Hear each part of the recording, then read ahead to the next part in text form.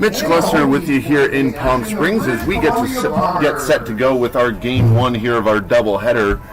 It's going to be the Oregon Lumberjacks at the British Columbia Bombers. We wanted to come on the air a little bit early here, make sure that we get in an interview. I was able to talk with the owner of the Winter League, Andrew Starkey, and we will have that for you right now as we get set for baseball.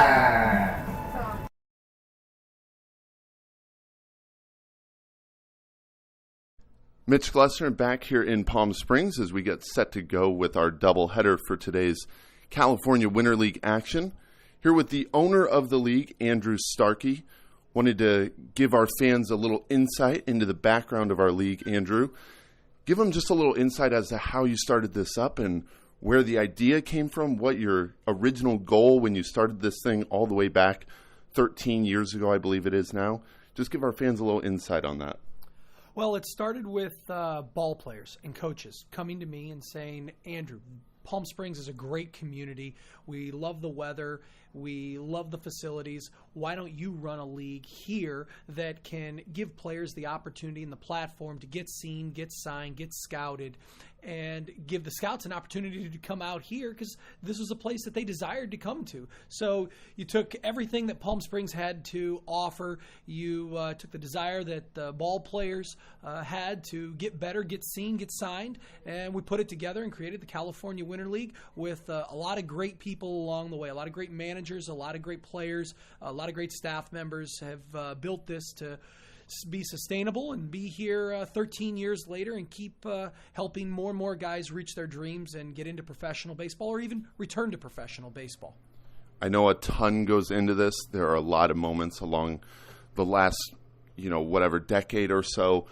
Could you pinpoint maybe what's a favorite part or just even on the day-to-day what you look forward to every day in running this league?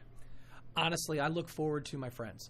The friends that I've made that are managers of different leagues coming out here, the scouts that I've met, getting to see them, whether they come out for one day or a week or the whole season, being able to see them year in, year out, I really enjoy. They all believe in this league. They all believe in the concept of what it's offering the players. And then obviously the selfish part of it is, I like it when players get signed and they've reached their dreams. They're so happy. I see them on the phone calling their families, talking to them. They come up and they let me know that they just got an opportunity to go play professional baseball, and it's a dream come true for them. So selfishly, when the players have that joy, I feel that joy right there with them, and that's a big, big motivator for me and this entire staff. The players get the joy out of it. We all get the joy out of it. We all have a blast doing this. Talk a little bit more about what it means for the community here in Palm Springs to run this league. Well, obviously, we have fans that come to the ballpark every day. There are a lot of older people that have 10 a.m. on a Friday morning, burn a hole in their pocket to come out and watch some great baseball here at Palm Springs Stadium. So being able to offer this to the community 7 days a week for an entire month for fans to come out, really inexpensive, to see a ball game, see it live, see it from a historic stadium facility, and do it right here in Palm Springs. It's a great opportunity for the community to enjoy America's pastime. And talk a little bit about just the product of baseball that fans can expect when they come out. Obviously, it's a great entertainment spot for people that are visiting in town or residents of the area. Just talk a little bit about the product of baseball that they get to enjoy to watch out here. Well, you're going to see men that are in their early to mid-20s on average age, and when they come to the stadium, they're seeing good baseball. You'll see some errors, just like you see them in the major leagues, but you're going to see guys throwing anywhere from 85 to 95. You're going to see guys hit home runs. You're going to see guys steal bases. You're going to see great plays on the field. You'll see some errors. You'll see some walks. You'll see a baseball game, and you're doing it outdoors in open air environment. There's over almost 7,000 seats out here, so you can spread out, have a great time at the stadium, and really get a view from wherever you want. You want to sit behind the third base dugout, you're going to sit behind the third base dugout. You want to sit behind home, you're going to sit right behind home. You want to go down the line, sit by the bullpen, watch the guys warm up, you can totally do that. So it's a family, fan-friendly environment here at Palm Springs Stadium. I got just one more for you, Andrew, and then we'll let you go. I know you're a very busy man. What has it meant to you to be resilient through the last 2 years with COVID going on? And what has it meant to you to be able to keep this thing on the ground running and keeping ball players intrigued to keep coming out here and playing during this tough time? Tough question there, Mitch. But it's satisfying that we're here. I am very appreciative of all the full-time staff members. Justin Reschke, our general manager and vice president, his resiliency to keep plugging along and bringing players out to this league, our managers and coaches being willing to come out and participate in this league, all the players who made the sacrifice, whether it was in 21 when we were at the height of the pandemic, or this year when obviously there's still, pandemic, illness going around, that they want to come out and they want to live their life and they want to play baseball. At the end of the day, being out here as a player, as a fan, as a coach, as a staff member is better than sitting on the couch at home and waiting for something else. All these people that are here are coming out to seize the day, seize the opportunity, and they want to improve themselves, improve their careers, and I'm appreciative. Appreciative is the best word to describe how I feel. I think we're all appreciative that we get to do this day in and day out. Andrew, great talking with you. Always a pleasure. We have doubleheader action coming up here next. Keep it right here. You are watching and listening to California Winter League Baseball.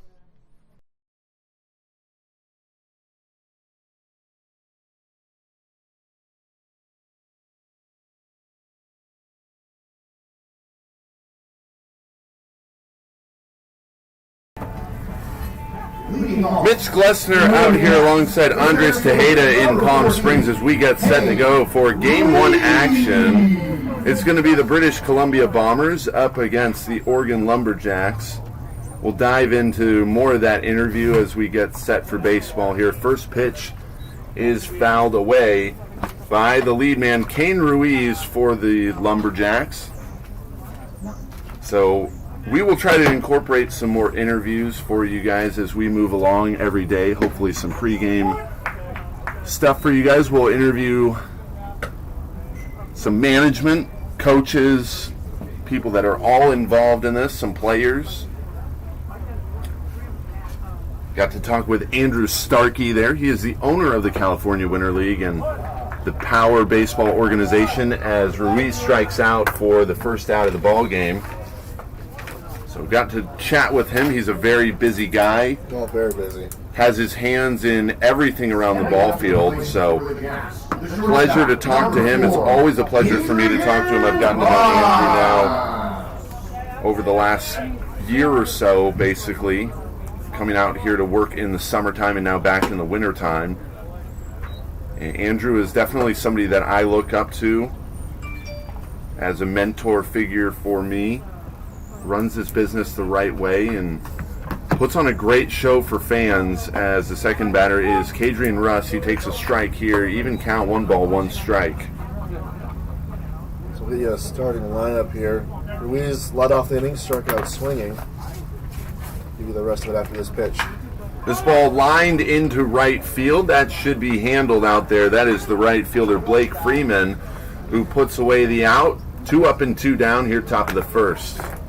One of the 3 holes, the designated hitter, Dontavius Dickey. 4, 5, 6, Thomas, Russo, Vasquez behind the plate. Baker, Fontana, McKenzie. The defensive lineup for the Bombers, left to right from the outfield, it's Schneider, Taraoka, and Freeman, who just made the second out. This one misses the ball. On the infield, Caulfield at third, Clifford Pratt at short, O'Neill at second, and Jacob Cruz, the power bat, at first base. Felix Alvaredo's already signed a contract behind the plate, and one of the Japanese players, Yu Sato, on the mound. So Yu Sato gets the nod for the Bombers. This pitch up high. The batter is Dontavius Dickey. He's the designated hitter today. 2 balls and a strike. 2 outs here, top of the first, early goings. Sato pauses high, and a swing and a miss blew the fastball right by Dickey. But again, getting to chat with Andrew Starkey, getting to ask him a couple questions just about what the Winter League means to him and to us as a staff. great opportunity for these players to get signed, get exposure, and also finishing up the conversation with just talking about the resilience that they've had to have going through the COVID years here, and what it's meant to him to stick with this thing and keep on keeping on, keep the wheels churning, as Sato will bring a 2-2 inside a little bit. Averett drops it. Too far inside, it'll be a full count. Dontavius Dickey batting .375, one of the mid-averages here. 3 hits on 8 plate appearances, 2 doubles, and a single. This ball is popped foul. Usato, the counterpart on the mound, he's got an ERA of 5.4 and 5 innings of work. Pitched on the 22nd and 24th, had a little bit of a struggle on the 24th. They couldn't record an out. Got 1 hit, 3 runs, all those earned. Walk and a hit by pitch, which really brought up that ERA. He's looking to bring it down. It's second game he starts. Pitch from Sato, grounded sharply through the hole on the left side. First base hit of the ball game will come courtesy of Dontavius Dickey. Hard hit ball right through the 5-6 hole, and the Lumberjacks are not done here in the top of the first. Good piece of hitting there. That's why he's the designated hitter. Fouled off about 3-4 pitches before he got a nice piece of wood and sent it in between that third and shortstop gap on a hard ground ball. Number 23. Specialty role in the designated hitter. Have a lot of talk lately around the baseball world as far as David Ortiz getting inducted into the Hall of Fame as a designated hitter.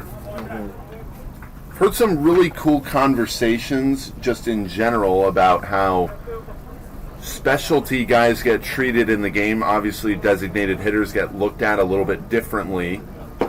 As this pitch is poured in for a strike, the hitter is Drew Thomas in the cleanup role. So, heard a lot of input around the baseball world as far as guys like Mariano Rivera, who was inducted as a closer. That is also a specialty role, and David Ortiz rightfully gets inducted.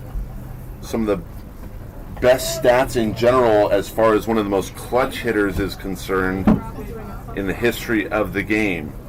2-1 count here to Thomas. Sato brings fastball blown right by him. Good life on the fastball so far from Sato.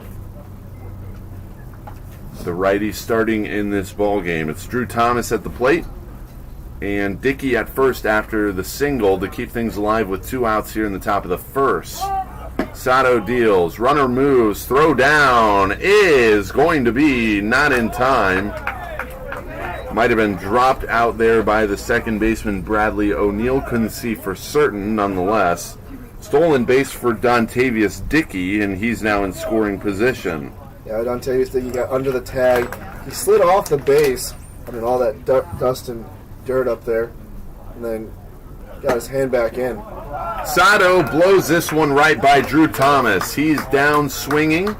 2 strikeouts for Sato in the top of the first, and he leaves Dickey stranded at second. Nothing doing for the Lumberjacks in the first. We'll go to the bottom half. No score.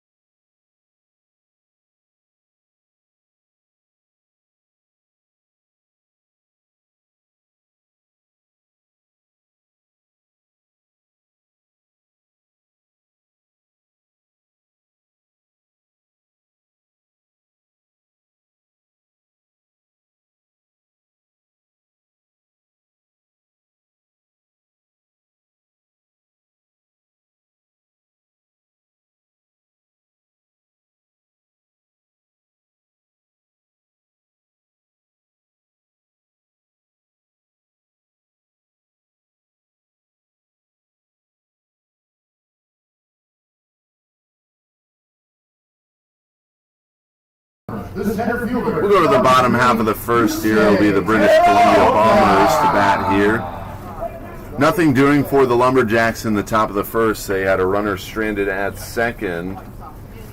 One hit for them in that top half. This will be Yusei Teroka. The lefty will lead things off for the Bombers. The starter on the mound for the Jacks will be Kevin Roberts as Teroka takes outside ball one.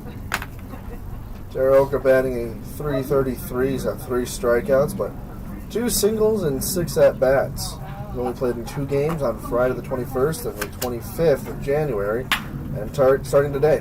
This ball hit up the middle softly, not able to handle it. Out there is the shortstop, Kadrian Russ.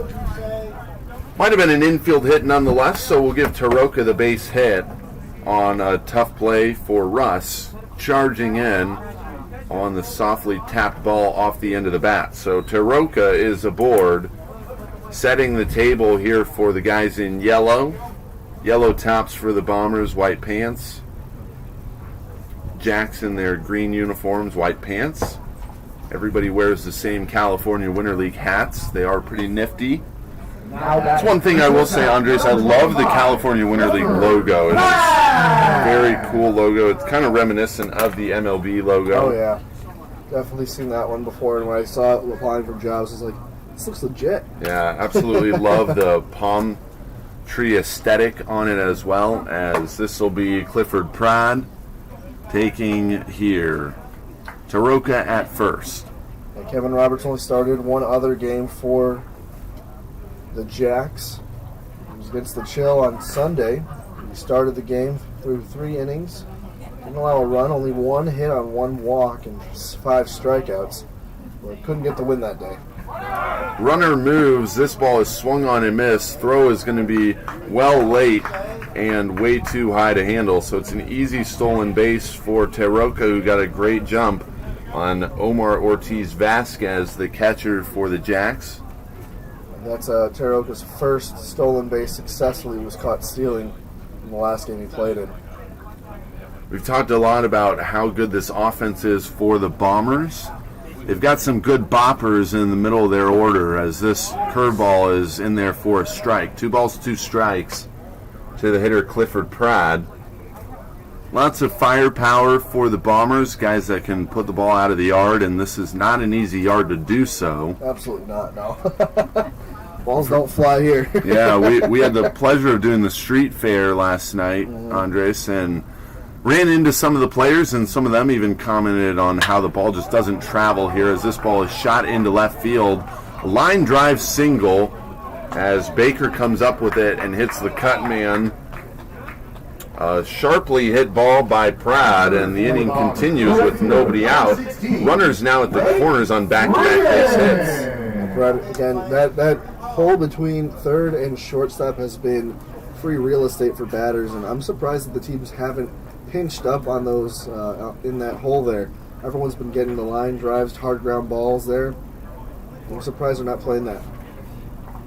So now it'll be Blake Freeman in the 3-hole spot. He is the right fielder, lefty bat.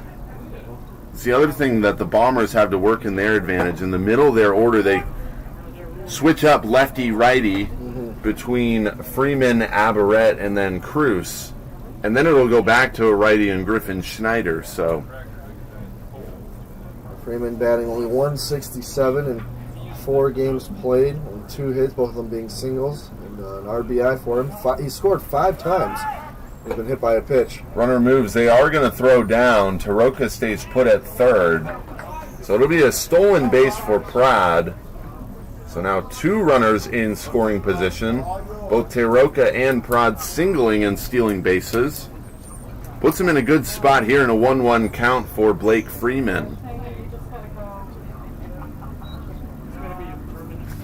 This will be Roberts coming set from the stretch. Pitch on the way. Swing and a miss by Freeman on the elevated fastball. 1 ball and 2 strikes. Touching on reaching out to the community, and Andrew talked to me a little bit about that as well in that interview. Stressing the importance of baseball in a good way for the residents out here to come out and get some entertainment, watch these guys play ball, try to further their careers along. As a breaking ball skips in the dirt, covered up well by Ortiz Vasquez. I talked a lot of, you were mentioning the street fair yesterday. A lot of fans interested in coming out. Be there every Thursday. I won some free tickets. We're giving out some free Jack in the Box, free milkshakes from Elmer's. You can't lose when you come visit us. This ball is skied in the air on the left side. Giving chase is the shortstop, Russ, who makes a running grab. Tagging from third is Taroka. He crosses the plate. It'll be a sacrifice to the shortstop in shallow left field off the bat of Blake Freeman. So the Bombers are on the board here, 1-0.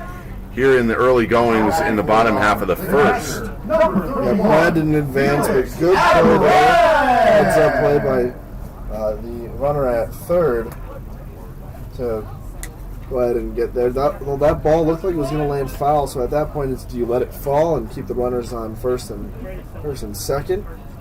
And an out for a run. Not a bad trade-off, and the runner stays at second. And you kind of mentioned, Andres, a slow start so far for Blake Freeman with just one hit, but sometimes all you need is a sacrifice like that one to get you started. It's got to feel good for him as he knocks in his second RBI in the Winter League. This will be Felix Abaret at the plate. He takes inside. It's a 2-0 count to the power-hitting right-handed hitter. Abaret, again, another low average, 143. He does have 3 RBIs, and he's got a runner at second, so he does produce in that way. But he's only got 2 hits, and those hits came off of 2 singles in yesterday's game against the Power. So Abaret has struggled so far early on. He is a guy that does have a lot of pop in that right-handed bat.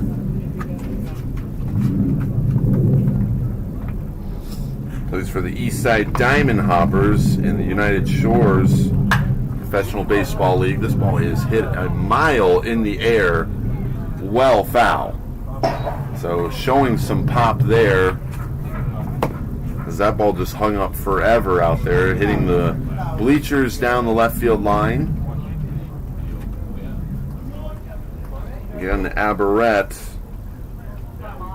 was named a USPBL All-Star, League Home Run Champ. He's also played in the CWL in 2020 and last year in 2021, so he is back again for more action. More action, more views, more reps, especially in January, February, we're dead of winter. Well, that doesn't feel like winter out here. Certainly does not. We get some clouds today. That's something that we're not totally accustomed to. Past couple of days, it's been nothing but blue skies, and deep blue skies, that is. Get some cloud coverage today. It kind of makes me feel back in the Midwest, just a tad. The temperature sure does not, as Abaret gets in on the hands here, popped into foul territory, and the catcher, Ortiz Vasquez, runs all the way up, about 3/4 of the way up the line to make the play for the second out. So a non-productive out there from Abaret, and he'll leave it up for Jacob Cruz, with Clifford Prod still in scoring position at second.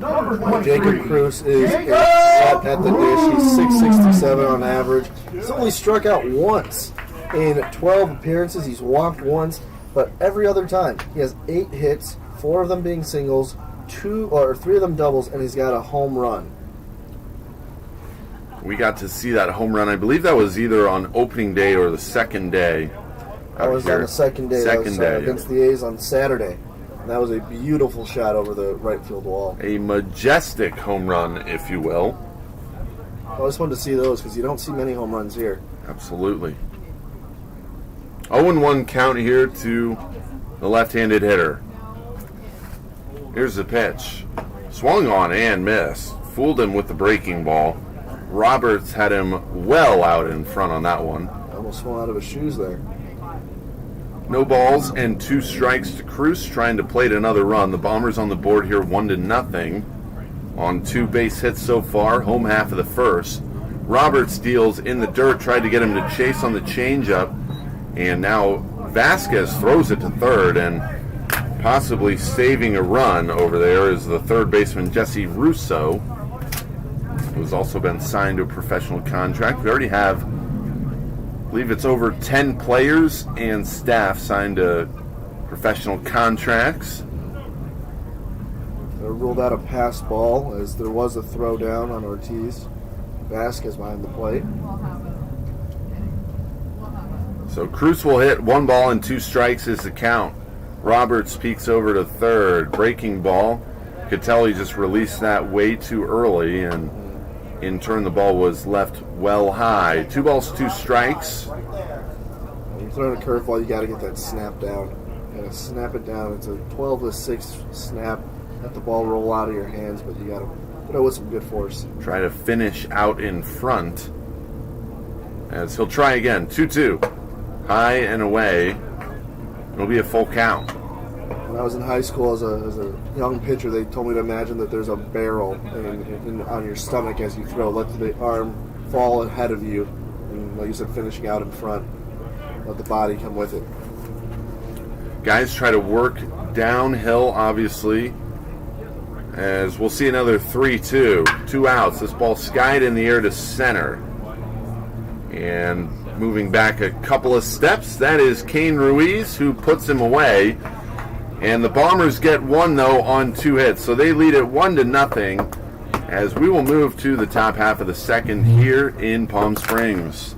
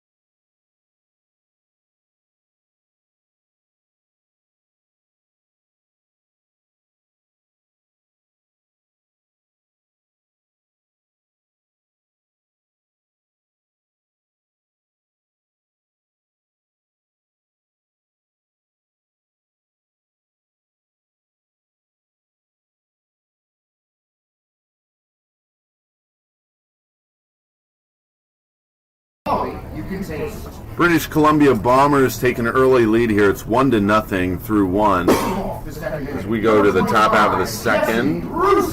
This will be Jesse Russo to set the table. He takes outside. Ball 1. 2 strikeouts in the first for Yu Sato, who's on the mound for the Bombers. He works from the stretch, pauses, deals a fastball high. He has that hand separation kind of at the top of his leg kick. Almost reminiscent of Greg Holland is a guy that does that as well at the major league level. This ball is outside. It's all just a feel thing, a comfortability thing. For him, it's a good way to get the hands separated and go into that motion. 3 balls and no strikes. Russo taking all the way as he watches a strike go by. 3 balls and a strike. Jesse Russo has a .400 batting average. Got 2 singles, an RBI, and a run. They'll stay at the dish here after the foul ball in a full count now. It'll be Russo, Ortiz, Vasquez, and Baker here in the second for the Lumberjacks, who trail it by 1. Sato deals, pitches outside, and Russo will walk this way on down to first. First walk from Yu Sato. And Russo is aboard. Again, the Jacks couldn't do anything in the first after leaving Dickey at second. And now it'll be Omar Ortiz Vasquez, who has been busy defensively early on, swinging and missing on the first pitch he sees. Vasquez also a .333 hitter with Cadre and Russ. He's got 3 runs, 2 RBIs, a double, a single, with 2 hits and 6 at-bats and 7 plate appearances. Sato takes a peek over as he comes set and deals. High on a fastball. So far he's missing high with the fastball. Again, we kind of talked a little bit already about trying to get downhill, Andres. Mm-hmm. Something that some guys that I've found, at least here at Palm Springs Stadium, sometimes it's more difficult for them. The mound here is one of the steepest, or at least one of the tallest mounds I've ever seen. And sometimes for these guys, the way that the slope comes down, it kind of flattens up at the top and then really doesn't start that downward slope until they hit the landing spot. So it's not a really gradual angle. It just kind of levels and then poof, it's a ledge. Drops off. Yeah, it's more of a ledge. So some guys are comfortable with it. A lot of guys here, they'll find trouble, at least early on, as they try to find their footing and find their comfortability. And Sato could be dealing with a little bit of that, releasing everything a little bit behind. Everything is just lagging just a tad on the fastball. And it looks like Adrian Sanchez is going to be pinch running there at first. I believe a courtesy runner. Here's a ball shot into right field. It's going to be a base hit, and now it's kicked around by Blake Freeman. And moving up to third will be the pinch runner. So runners now at the corners. It'll be a single and then an error on the right fielder, allowing the runner to move up a base. Yeah, Freeman's got to get a hold of that one, and it's a tough error to take on fielding-wise. Certainly a tough one here with nobody out. And now Christopher Baker, the left-handed hitter, will dig in. Baker's 167 average. Looks like they're going to just let him take second base. So a stolen base for Vasquez. Baker's got a lot going on with his swing. I'd say one of the more funky swings in the league. We haven't really seen too many guys with very unique setups, but Baker, man, he's got quite the load, a lot of action going on with his hands as he twirls the bat around. Just a unique load and unique trigger. He's in the hole here, 0-2. The corners will move in as Sato deals. Pitch is swung on and missed, so Baker is taken care of pretty quickly by Sato. And now there's one out here with runners at second and third. The Jacks are knocking down by a run. Standing up to the plate. The second baseman, number 7, Danny Fontana. One of the few guys, there's only 2 guys on this team who get to record a hit. Danny Fontana's one of them. So Fontana digs in as he takes a strike from Sato, who tries to work out the early kinks and try to find the strike zone more consistently with the fastball. Fontana is hitting in the 8 hole as Sato deals high. They'll appeal to the field umpire. He says no. I always get a kick out of that, Andres, when they appeal to the guy in the field. It's like, what kind of angle does he have? It's not Yeah. It's not really a great angle. But it's nice as a bat catcher when your home plate umpire misses it and you see it and you go over down to first and you get the call. I remember one time helping out my pitcher back in high school. Just asked for it. I begged. I was like, he went. And I was like, can we ask at first? He was like, fine. Looked over the first, called it a strike 3, and I was like, finally out of this inning. 1 ball and 2 strikes, Sato to the plate. Swung on and missed. Foul tipped into the mitt. And squeezing it behind the dish is Aberrett, who hangs on for the second out. So Sato gets himself into a jam, and he's trying to work himself out of the jam by himself. Back-to-back strikeouts and clutch strikeouts for the right-hander. Jeremy McKenzie now takes a Swing. He's also one of the other guys on this team without a hit. McKenzie swings and misses, so Sato will look to do it himself. Getting a lot of swing and miss on the fastball. He gets it again here. Quickly in the hole, 0-2 is Jeremy McKenzie. I was talking with Jeremy yesterday. He's a man who loves baseball. He's been traveling around. He's been to about 20 ballparks, he told me. Swinging and missing here. Sato gets 3 consecutive strikeouts, and he holds the Lumberjacks right where they're at with 2 runners in scoring position. Sato now has 5 strikeouts in the game, and he keeps the Jacks scoreless there. The Bombers lead it 1-0. We'll head to the home half of the second.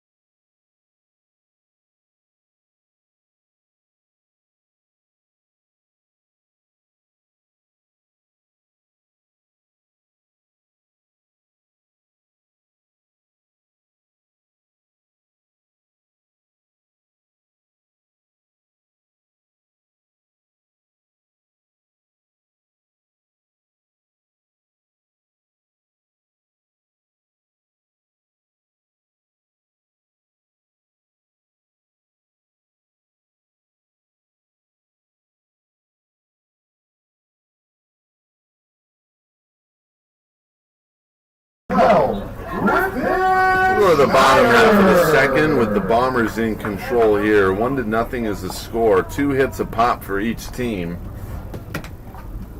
As Griffin Schneider will be the lead man for the Bombers. Righty on righty with Roberts on the hill. This ball is shot into left field. Hit hard, and it's going to burn the left fielder, Baker, rolling up against the wall as he corrals it in front of the sign out there in left center. Griffin Schneider continues his hot streak with a leadoff double, wasting no time here in the bottom half of the second. Schneider leading, or is in the top 5 of the batting leader stats. Number 3 in on-base and slugging, so that OPS is at 1.538. Batting average went up. Before entering the game, it was 538. And that slugging percentage is at an even 1, but I'm sure that's going to go up right now. Really like the makeup of Griffin Schneider, and he's shown to be one of the most consistent hitters here in this league, as it'll now be Caulfield with Schneider at second base. This ball swung on, looped into center. It's going to fall in front of Kane Ruiz, who fields it on a hop. Holding up at third is Schneider as the ball is thrown in. Bounces on a couple of hops all the way to the plate. Back-to-back base hits. Caulfield has a single on the looper. And Schneider moves up to third. He's 90 feet away from scoring for the Bombers. Caulfield batting lead with 300. Give him another base hit. That's 4 hits on his campaign here at the California Winter League.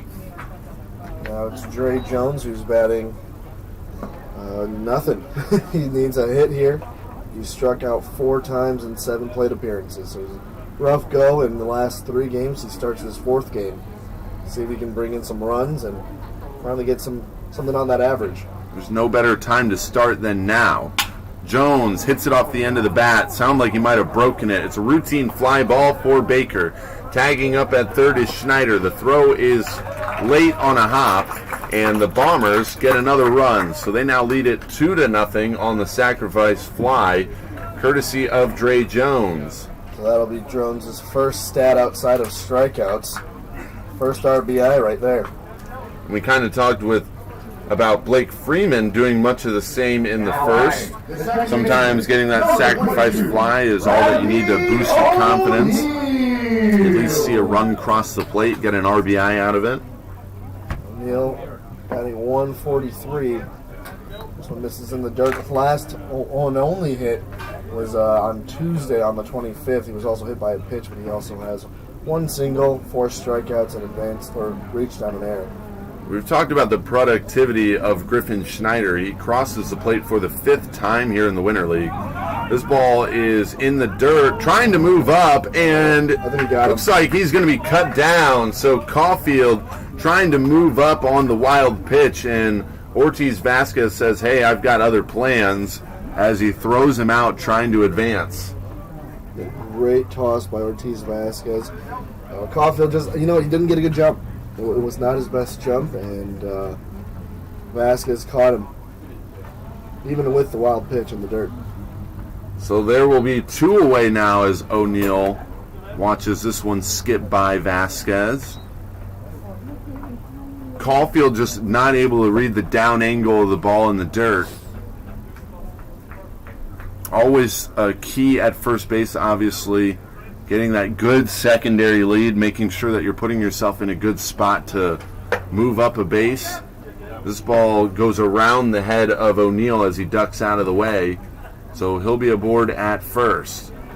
So instead of having runners at first and second, the good defense from Vasquez prevents that. The Bombers just have a man at first. I think we mentioned at the beginning of the broadcast, the Bombers are one of the top teams thus far in the Winter League. They're in a 4-way tie with the Chills, Grizzly, and Power, all 3-2. Lumberjacks in the only second place spot with 2 wins and 3 losses as they're trying to even it up.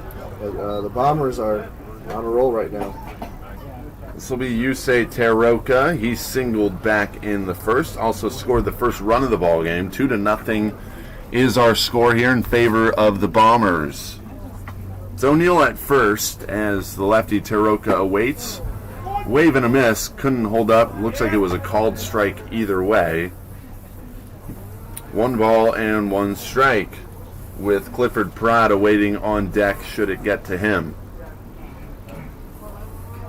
Roberts set. Outfield is playing in. This ball is bounced, spiked, if you will.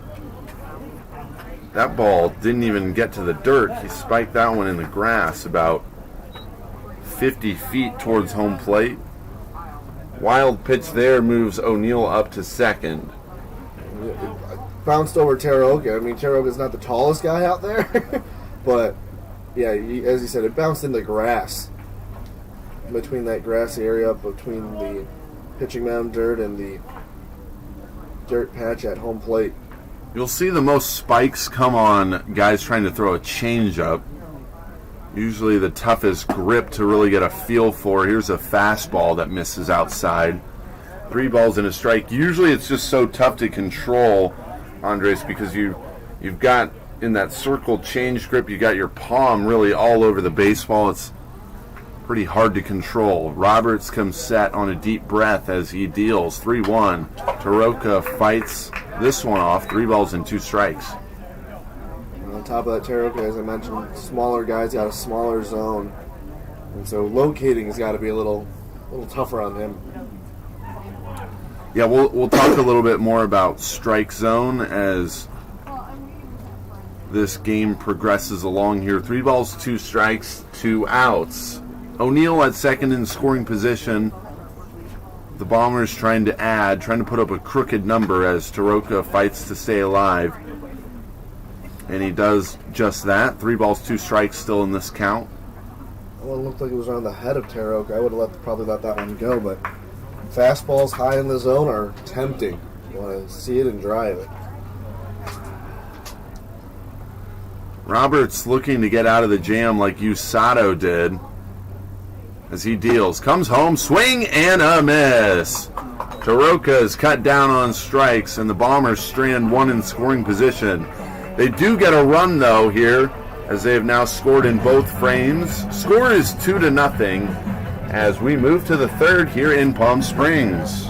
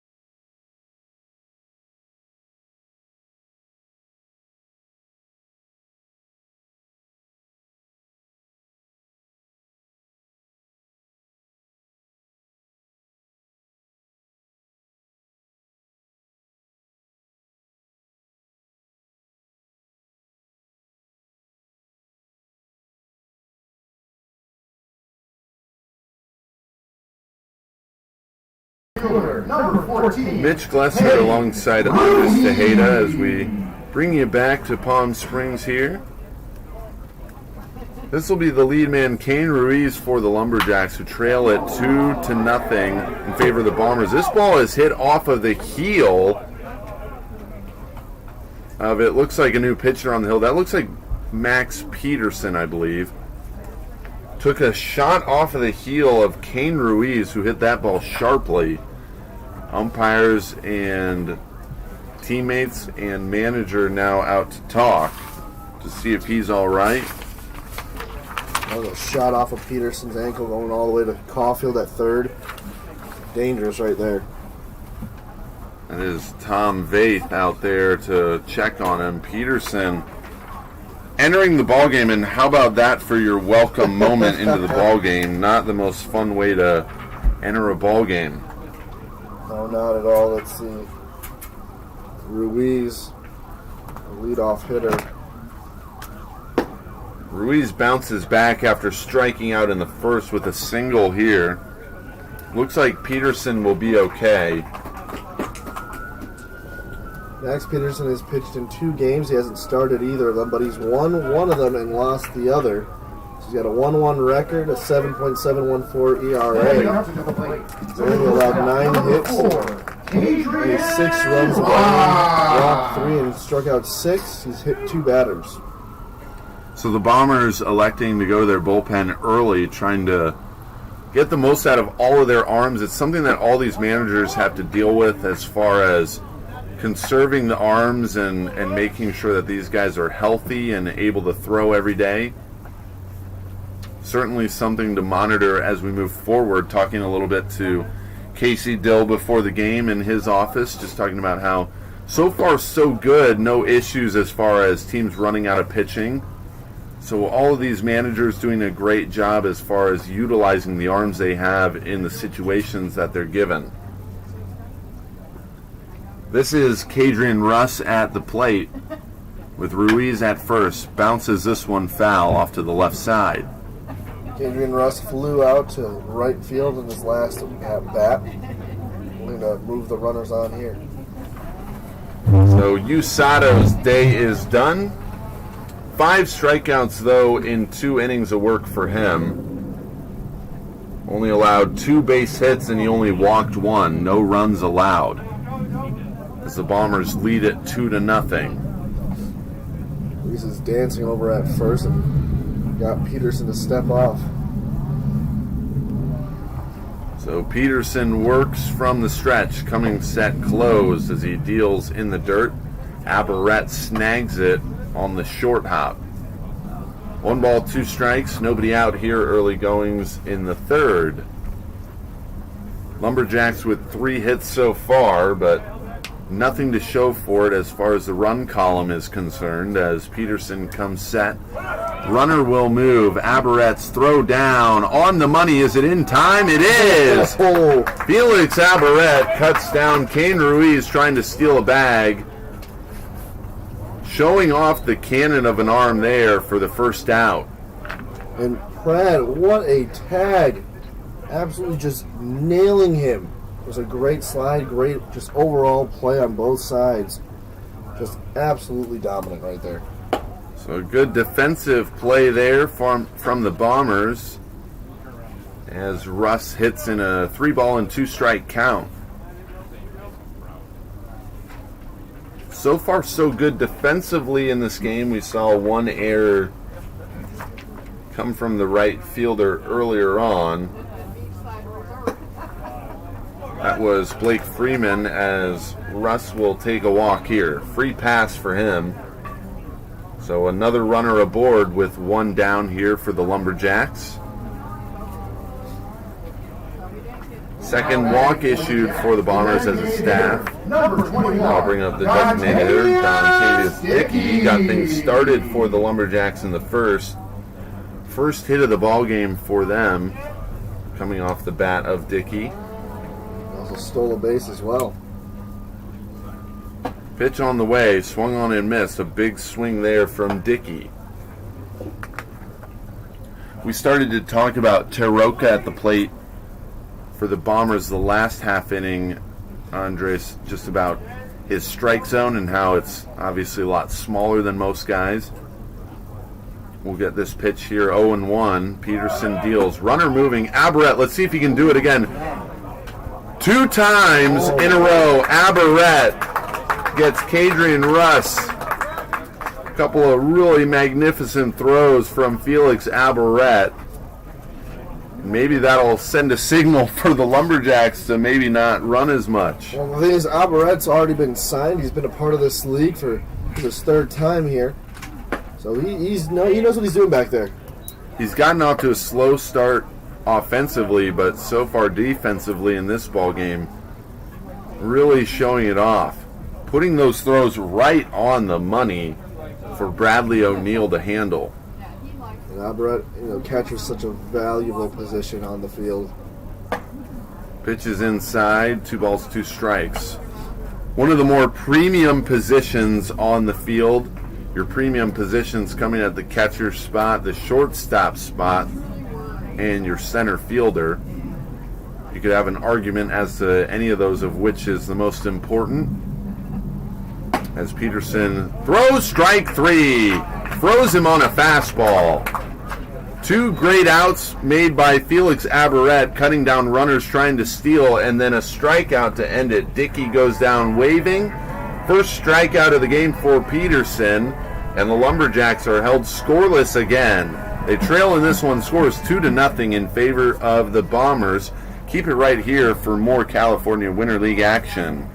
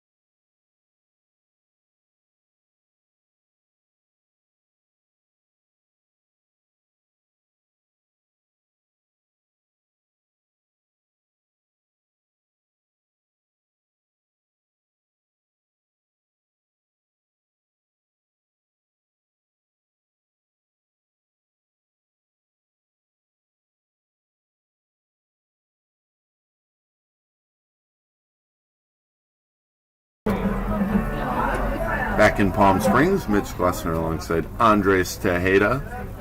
Bombers lead it 2-0 on 4 hits. 3 hits for the Jacks, but nothing doing in the scoring column. Clifford Pratt will be the man to lead it off for the Bombers. A single last time for him. He also stole a base, but he was stranded at third as he takes strike 1 from Kevin Roberts. Still on the hill for the Lumberjacks, the tall righty.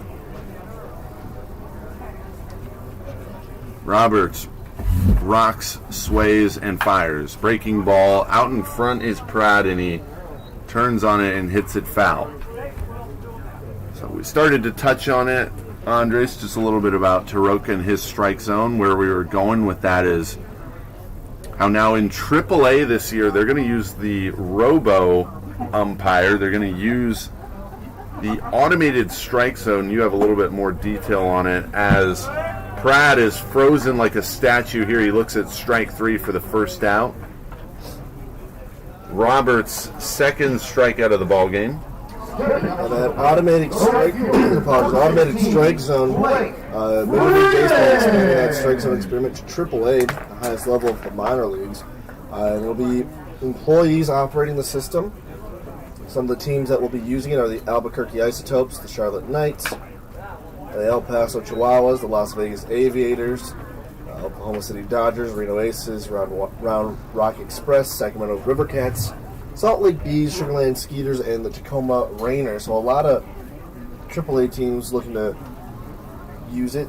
It was first implemented in the Atlantic League, and they used it in the All-Star game in July of 2019 before the pandemic, and experimented with the automatic batting strike zone, or ABS, during the second half of the season.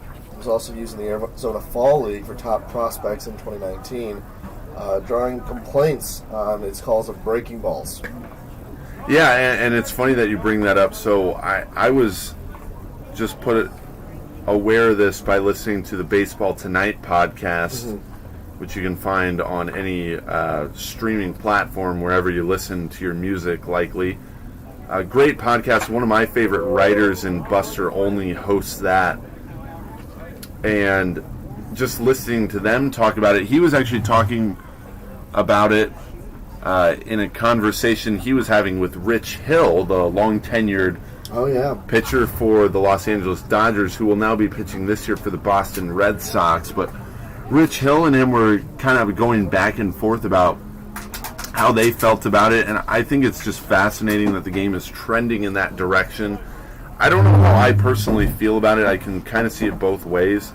You know, you want to utilize the technology in today's game and be consistent, but I also feel like that'll just take away from that human element. And one of the better parts of the conversation they were having, we're talking about the importance of the catching position.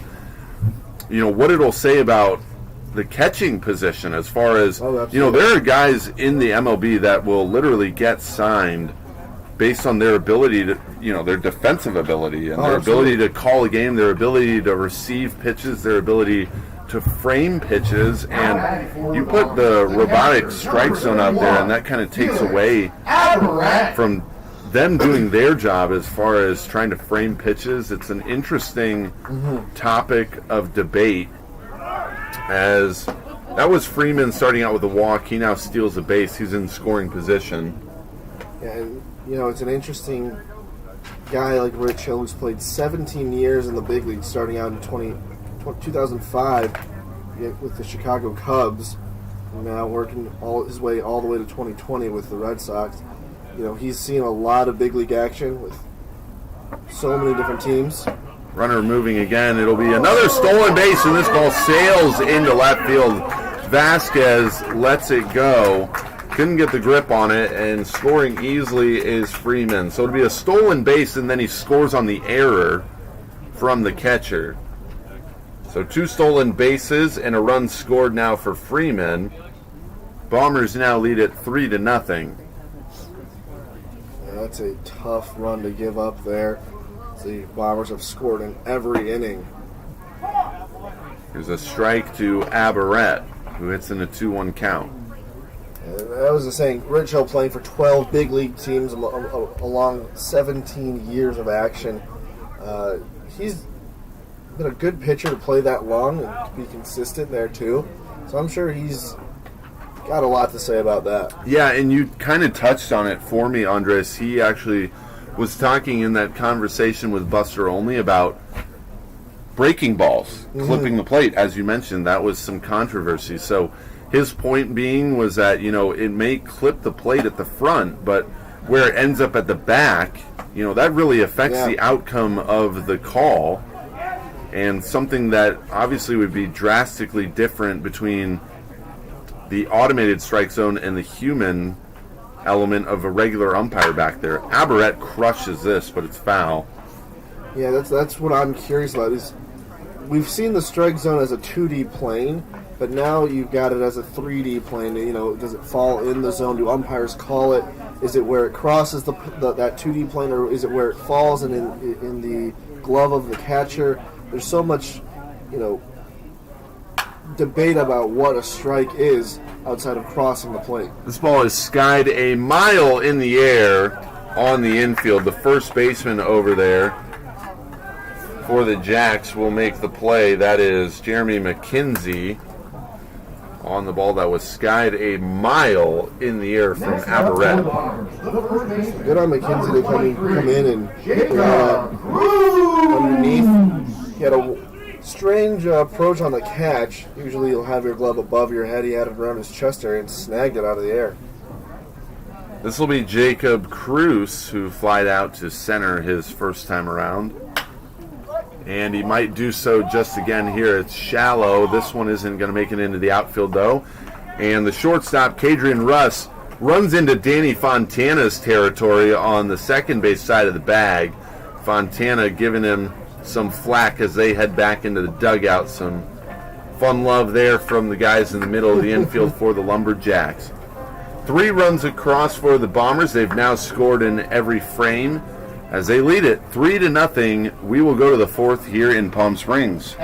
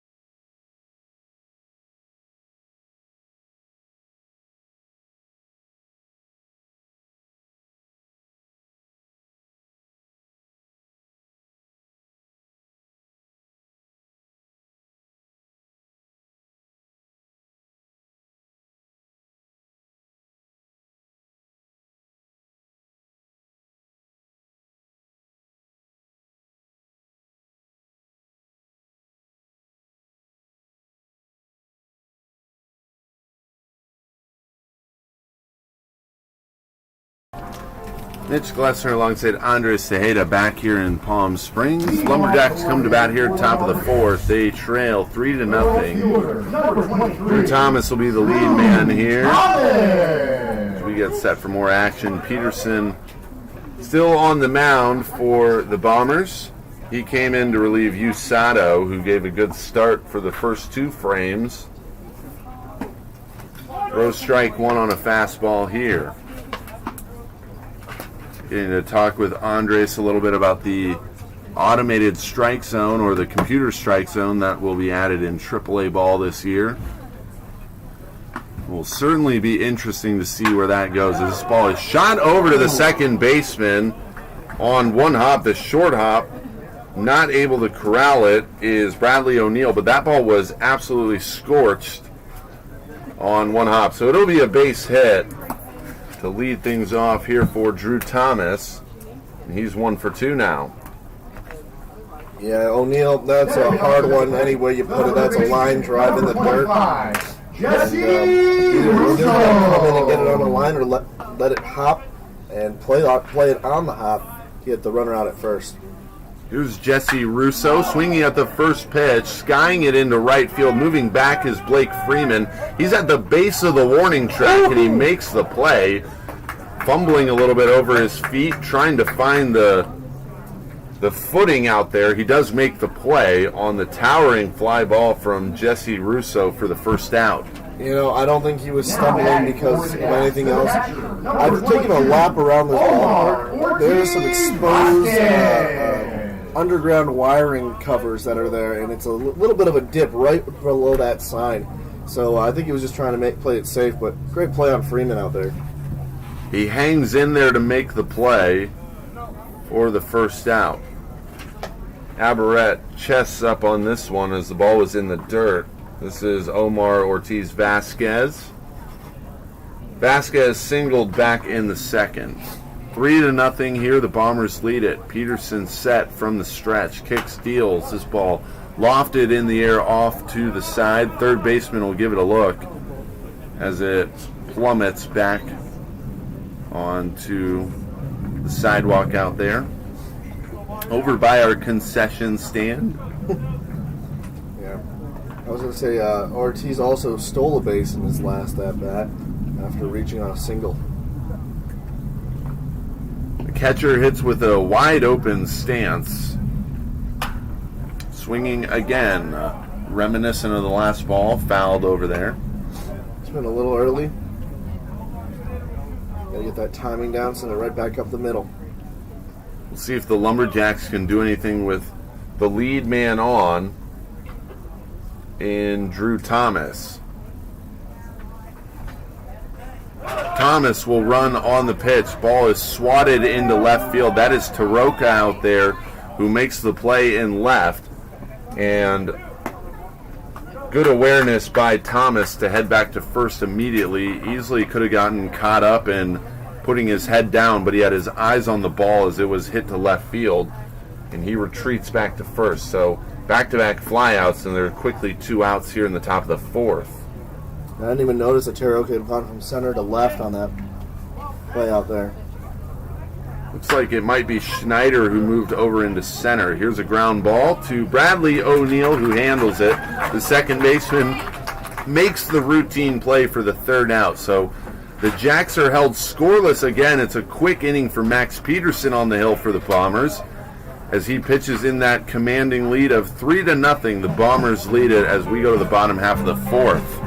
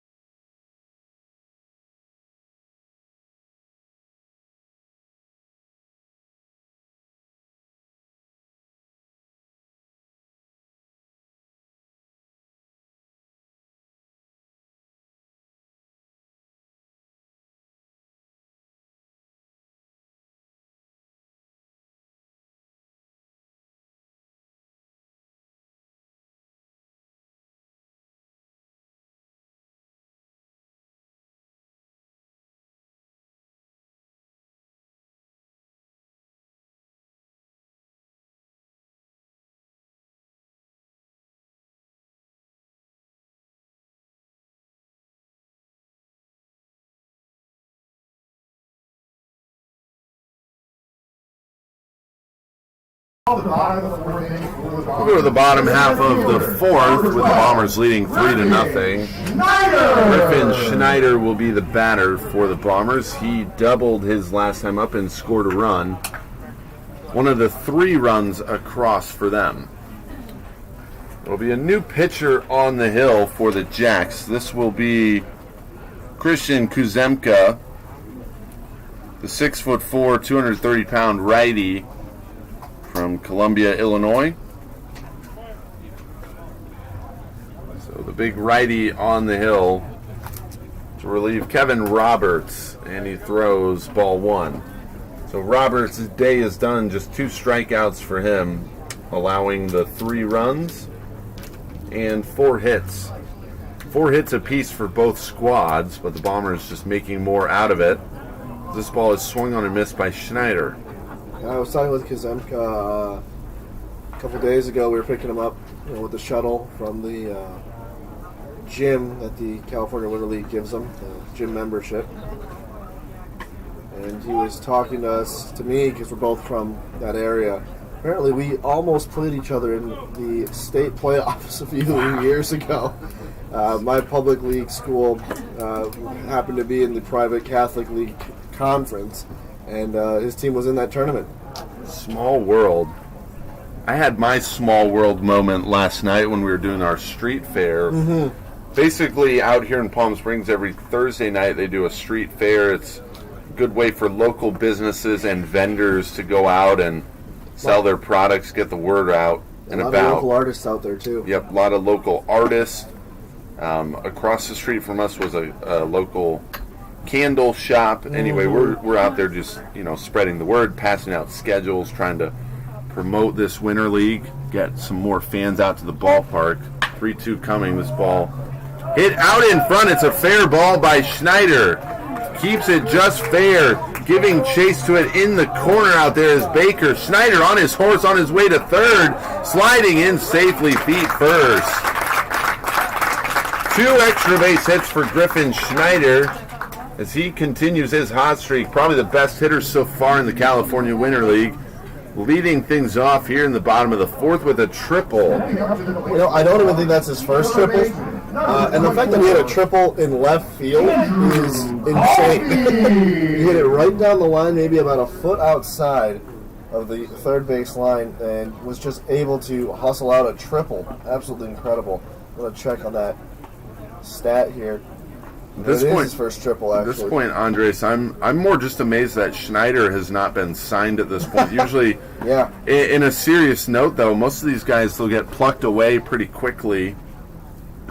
Schneider has really proven that he's been probably the most versatile hitter. He's shown both power and the ability to just hit that pure hit tool, and so far not signed. He was able to keep that 3-2 count pitch fair down the left field line, a complete hitter. Mm-hmm. He's shown pop the other way as well, so I don't know, maybe today is his lucky day. We'll find out. I think it's only a matter of time, though, before somebody picks him up. The thing is, this ball shot into left field, down the line again.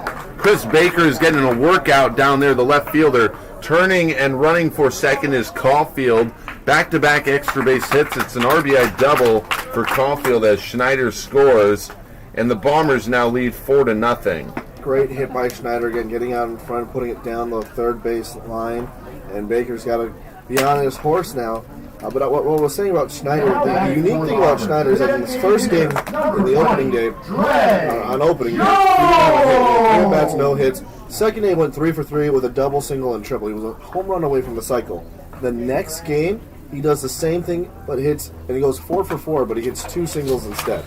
So this is his third triple of the California Winter League. He leads the league in triples. I'm going to put my evaluator hat on. I love Andres getting a look at these guys and trying to see what they're made of.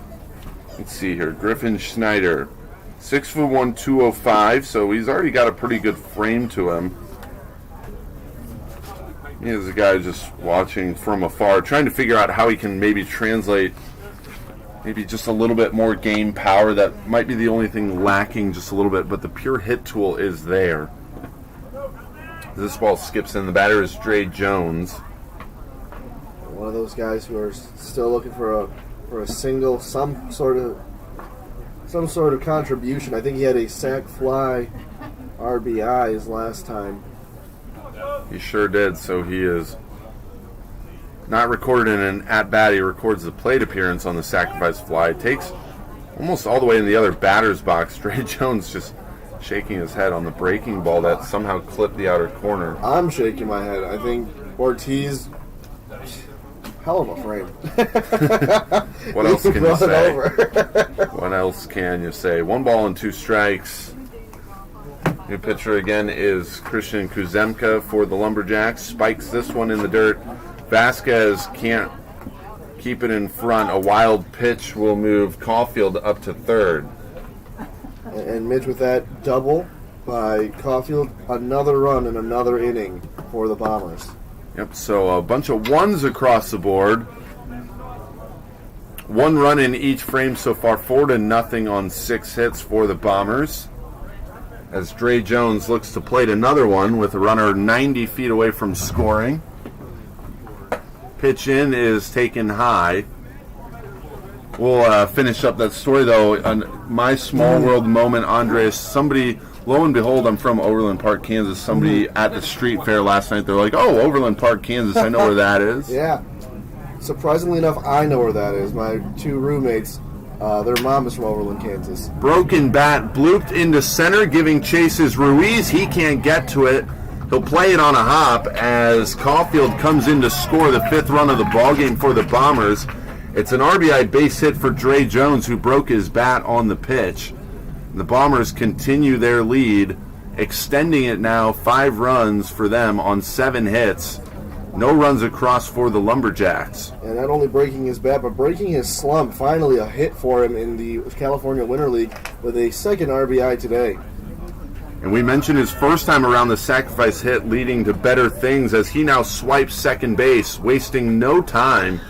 First pitch he steals easily, and now he's in scoring position. And Jones is trying to load those stats up right now that he has the opportunity. And Bradley O'Neill comes in. He's only 1 hit in the league so far. So Dre Jones getting some good production there with the RBI base hit and now swiping second as a strike is thrown into Bradley O'Neill. He walked his first time around, made his way to second base on a wild pitch. Now that should be a balk there. That's exactly what's going to be. He dropped the ball. Yep, so Christian Kuzemka on the mound for the Lumberjacks. He drops the ball working from the stretch, and now he'll go back to the windup. But he drops the ball on the rubber, and that allows Dre Jones to move up to third. So now the infield will be brought in by the Lumberjacks as this ball is up high. A check swing from the batter O'Neill. He did not go around. Yeah, that's a tough one for Kuzemka. You know, you're trying to find the pitch, find the seams, and you just happen to drop the ball. And unfortunately, that's the game of baseball. You got to hold on to it. Good production from the bottom of the order for the Bombers. Their bottom 4 hitters getting 5 hits as O'Neill takes strike 3 looking. So he is down on strikes. It's the first strikeout for Kuzemka, and that'll bring us back to the top of the order with Taroka. Yeah, that's a tough call. That one was definitely in the outside part of the plate. Outside part of the batter's box in the other box. That was a tough call. So Taroka will be the batter. He's 1 for 2, a single back in the first. He scored the first run of the ball game. He struck out his last time up. Takes outside, 1 ball, 1 strike. It's an even count, 1 out here, with the Bombers leading 5-0. Kuzemka to the dish, outside on a fastball. So the infield's still in for the Lumberjacks, trying to limit the damage and keep it at 5 runs for the Bombers. Taroka awaits as Kuzemka winds, deals in the dirt. Vasquez keeps it in front with the chest protector. 2 balls and a strike. So Taroka in a good spot to hit a good hitter's count as Kuzemka wastes no time. Into the wind, this ball is lofted foul into the bleachers off to the side here, up against the windscreen.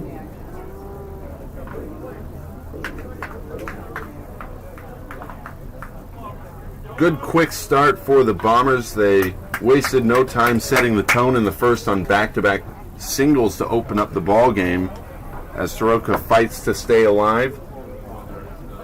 2 hits again in the second. No hits for them in the third, but the good base running by Blake Freeman with 2 stolen bases, he was able to score in that frame. As Soroka hits this ball high right behind the plate, Vasquez will take a peek, and that ball is well foul off the bleachers. Nearly hit a couple over there. Going back to the street fair, Andres, we met a lot of people from just different areas of the country. Some people just visiting momentarily, other people residents. As Soroka hits it back up the middle, right at Kuzemka, though. If that ball gets by Kuzemka, it's an easy RBI base hit, but instead it's right there for him, and he makes the play for the second out here. A heads-up baseball there by Kuzemka. Put the glove out, get the ball, put the runner back, and fire to first. So it'll be up to Clifford Pratt, who will dig in. He's 1 for 2. Yeah, talking about that street fair, again, I think a lot of us have those small town stories or those small world stories.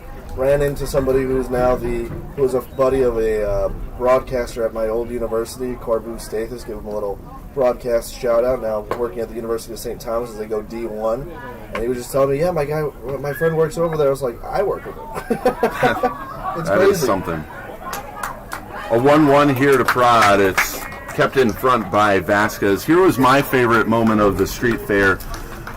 Running into some of the younger kids that were out there, yeah. and I'll never forget this now. One of the kids, he's coming up to us. He's like, "Oh, I love baseball."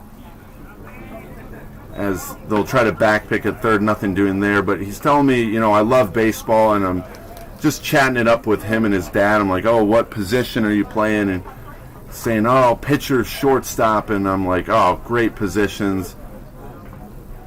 And we'll see the pitch here. Prad swinging and fouling this one off, but obviously you can tell the kid was a little shy. But just getting to talk baseball with the younger generation and looking him in the eye and telling him, here's my biggest piece of advice for you, young fella, as you try to continue your career and grow up. There's no substitute for hard work. Mm-hmm. And you can say that about anything in the baseball industry, whether it's working in baseball or trying to further your career as a player, as Prad will take a walk here to extend the inning. You got to have that mentality working. I mean, obviously played baseball in high school, a little bit in college or club, but there's always somebody working harder than you. You got to keep that idea and mentality in your head. If you want to be better, you got to beat out everybody else. Work harder. There's always somebody who's going to work harder than you in any aspect of life. Blake Freeman skies this one into right. We'll see if Thomas can make the play. Also giving chase was Danny Fontana. They run out of real estate. So it's a high and long foul ball for the first strike against Blake Freeman. But yeah, I'll never forget his mom's reaction. She was, very thrilled that we were given the time to chat with her son. Little things like that go a long way in this game. Absolutely. This ball squirts away from the catcher. Dre Jones will move up and score easily on the wild pitch. So the Bombers will now extend their lead even further. They have 6 runs now in this ball game, 3 across here in the 4th.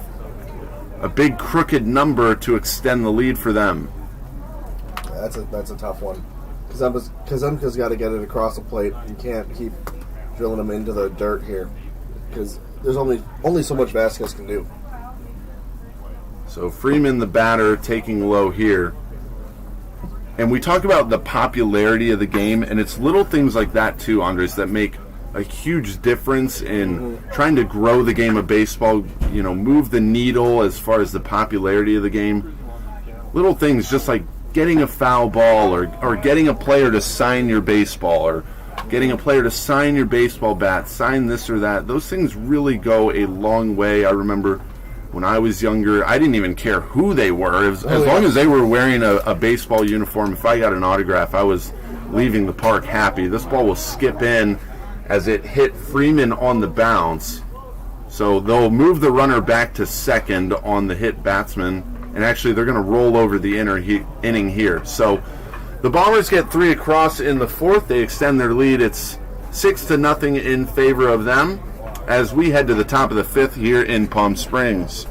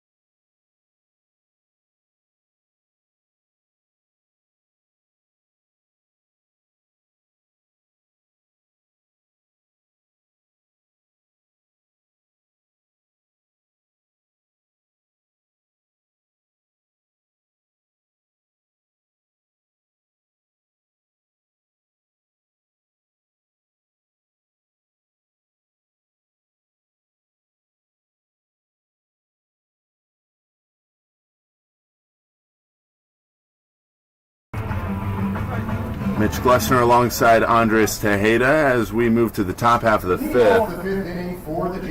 Lumberjacks are trailing in this one. Score is 6-0 in favor of the Bombers. This will be Danny Fontana to lead things off. The right-hander will face off against Max Peterson, who throws strike 1 right down Main Street there. Montana struck out swinging his last time. One of 2 guys on this team who is hitless. This ball is shot into left field. Taroka giving chase. He'll pick it up on a bounce as he twirls and throws it into the cut man. This will be a leadoff single for Danny Fontana. Hitting early in the count there, trying to get something jump-started for the Lumberjacks in this ball game. First hit for Fontana on the season. The first baseman, number 5, I'd be real happy about Jeremy McKenzie. So now it'll be the 9-hole hitter in Jeremy McKenzie who bats. No batting gloves for McKenzie. You rarely see that these days, giving that old school feel to it. He takes ball 1. Yeah, like I was saying, I talked to him yesterday. Loves the game of baseball. He'll do everything he can to try to prove himself here. Peterson set, ready to rock and roll. This ball is low for ball 2. So McKenzie was a free swinger his first time around. He struck out swinging back in the 2nd. This time around he's showing some more patience as Peterson comes set with the hands at the chest height. Takes a deep breath and fires away. This ball is shot foul off to the right. Foul ball contact there. Now 2-1. I could never do the no batting gloves thing. I thought it was the coolest thing in the world because it gives you that old school look, but boy, I could just never do it. This ball is hit right back towards us. Heads up on this. I didn't have my glove that time. I know. One time. You had your glove yesterday, Andres. You missed your opportunity to snag that one. Do it again. Do it again.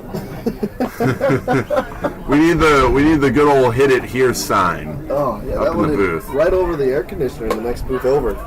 Swing and a miss as McKenzie is cut down and strikes for the second time today. And the first out here in the top of the fifth with the Lumberjacks trailing 6-0 as young fella down there gets the foul ball. Gives it to another young fella, and that's what the crowd was cheering for. Love to see that. We were talking about it before we went to the break there in between the innings, just the importance of the little things like that. Coming home with a souvenir, I'm sure that kid down there, he'll carry that with him for a long time, and things like that go a long way. I had one more story as far as that was concerned, Andres. Over the summertime, was down near the bullpen on the third base side. This ball is shot foul off to the right. Was down by the third base third base bullpen, just looking out for the pitcher warming up, and I'll never forget this one as well. Little kid comes up from the bleachers down there. He's there with his family, and he's like, "Excuse me, can I get a baseball? Can I get a baseball?" And of course you can get a baseball. Rushed all the way back down into the dugout and had to find him a baseball, one that was a little scuffed up, as we'll get to the end of that one. This ball is hit into center field. Griffin Schneider moving back just a tad to his left makes the routine play for the out. And we have two away here as Ruiz flies out to center. But anyway, I'm rushing down there. I'm like, I got to get this kid a baseball. He came out to the ball field. This is, big thing for him. I remember tossing him the baseball. He had the biggest smile in the world on his face. It was like he was getting a ball from Mike Trout, Here's a ball shot into right field. This should be playable for Blake Freeman, who doesn't have to move hardly an inch, and he puts it away. Routine fly ball out there for the third out. So the Jacks get the lead man aboard in Danny Fontana, but they can't do anything with it. They leave him stranded as the Lumberjacks remain scoreless. We'll head to the home half of the fifth here. The Bombers lead it. 6-0 is our score.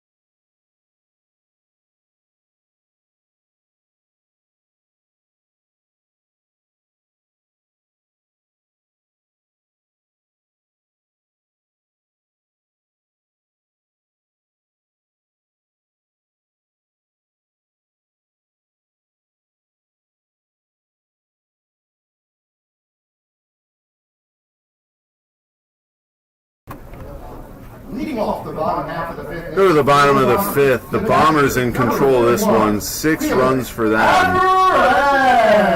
No runs across for the Lumberjacks, still trailing on this one. And the Lumberjacks will find themselves going to the bullpen again. This time it'll be A.J. Shaw, left-hander for them, as it'll be Felix Abaret to lead it off for the Bombers. He's 0 for 2 as he takes ball 1. A.J. Shaw, he's pitched in 3 games. Pitched 3 1/3 innings. He has a save in 1 save opportunity. So 2 hits, only 1 run. That one being earned. A walk, or apologies, 4 walks and 5 strikeouts. His ERA is around 2.7. Big swing from Abaret, a foul ball, so it'll even things up. 1 ball and a strike as Shaw deals. Swinging and missing, might have been the changeup there from Shaw.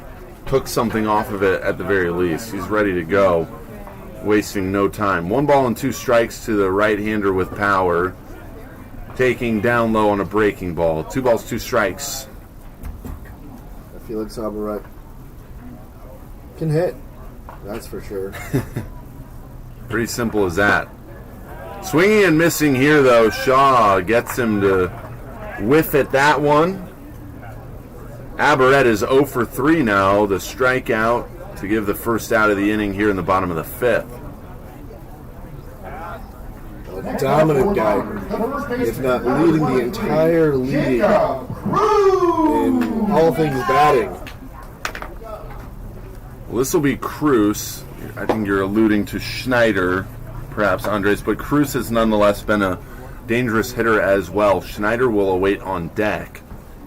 No, I'm definitely talking about Cruz. Oh, okay. He leads in OPS 1.859. I stand corrected. My apologies, my friend. Coming into today's game, he leads the league in batting average with 667, and his slugging percentage is 1.167. Check swing, he couldn't hold up. He went around. Well, they're both so dangerous. Oh, absolutely. You know. The only thing, he's on the leaderboard in the 5th spot, but that's for RBIs, and that's 4 of them. This ball has hit a mile in the air to center. Coming in to make the play out there, squeezing it with 2 hands. That'll be Kane Ruiz moving into his left. So Cruz pops it up high into the outfield, shallow into the outfield, and he's going to be the second out on the flyout. So not something we've been accustomed to so far for the Bombers offensively. 2 up and 2 down. This is the first frame of the ballgame where the Lumberjacks can say that as a pitching staff, and now it'll be Griffin Schneider again. Another dangerous hitter here. Oh, yeah.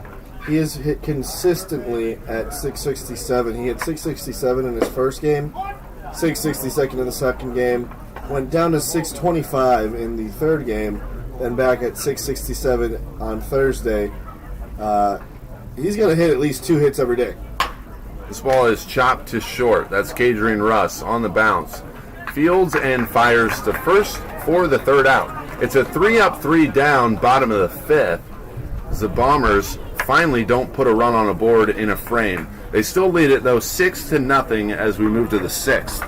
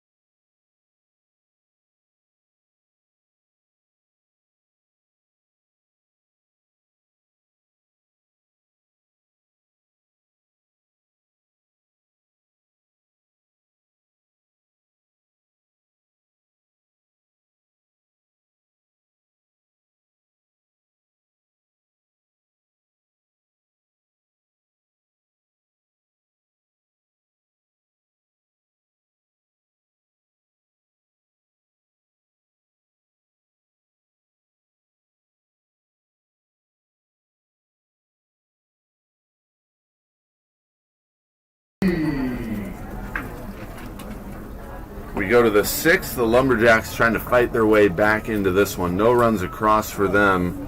They still trail it. The score is 6-0.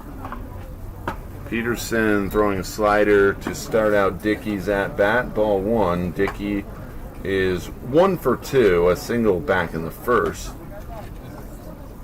which we would have thought would start things out for the Lumberjacks pretty well, but they've been held scoreless so far. It's been a good group effort on the mound between Sato, who got the start for the Bombers, and now Max Peterson. Peterson thus far, 3 innings pitched, only 3 hits, 2 strikeouts, and a walk. No runs earned. Taking inside for ball 3, 3 balls and no strikes. Did have a couple of changes. It's now Tyler Ryan behind the dish for the Bombers. This ball is outside, taking for a walk is Dickey. That's the second walk Peterson's given up today. I have a question. Is there a minimum innings pitched in this league that we give the winner to? Because Sato started off great. 5 strikeouts in 2 innings. I'm not sure since we only play 7. But he's technically in line for the win. Yeah, that is actually a great question there. I know there's got to be qualifying innings as a starter in order to earn the win. And I mean, Peterson's been doing a great job too. Both great question. Both deserving. Yeah. I couldn't tell you for certain, Andres. If I had to guess, it would go to the starter? Question mark? Not really sure. So. Between the two of them, obviously, you guys want to have, good stats and come away with, show what they're capable of doing on the stat sheet. But, absolutely. In our case, just watching, seeing it with our own eyes, it doesn't really matter. They both given a great effort. Not sure what manager's talking to Peterson about, but they turned around and looked to the outfield, and the manager was pointing out there. So something going on out there. As far as the MLB is concerned, a starting pitcher needs to pitch at least 5 innings to qualify for the win, but we're obviously not adhering to those standards, as this ball is taken for a strike, and stealing second base is Dickey. That's the first stolen base allowed on the new, Felix Alvarette came out. It's now Tyler Ryan behind the dish, so I thought Alvarette was behind there, and I was going to say it's the first runner allowed on him, but it's not. Alvarette showed some great defensive ability earlier on in this game. That was in the 3rd. He threw out both Kane Ruiz and Kadrian Russ. Back-to-back as well. Yep, back-to-back. They were both trying to steal. Both throws right on the money. Batter is Drew Thomas, who hits with a runner in scoring position. 1 ball, 2 strikes. Peterson will step off the hill. I was going to say that Peterson's also a little bit more efficient. He has now eclipsed the amount of pitches that Sato pitched. He only pitched 2 innings. Peterson's worked into 3. Strike 3 looking for Drew Thomas. Might have been a little bit of a confusion as to what the count was, but Thomas is down looking on strikes. Funny enough, at 39 pitches apiece, they both threw 64% of their pitches for strikes. It's another strikeout on the board. The Bombers have really gotten things clicking on all cylinders in all facets of this game.